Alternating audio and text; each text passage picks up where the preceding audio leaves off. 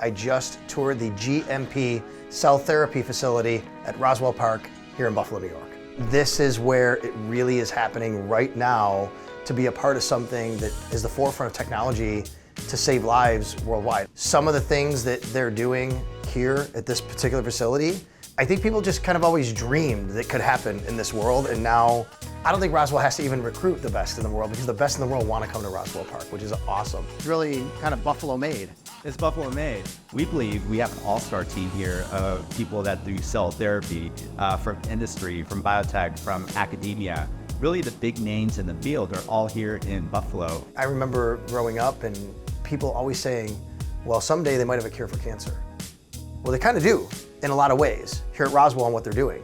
And what's amazing is it's all right here in Buffalo, New York, and we get to be a part of something really, really special. And as a community, this is way above me academically. I would know nothing about how to do any of this stuff, but I can tell people this is happening in Buffalo, and that's super cool. For someone like me who grew up here, the pride that we have to have Roswell Park here, I think is awesome. We are the city of good neighbors.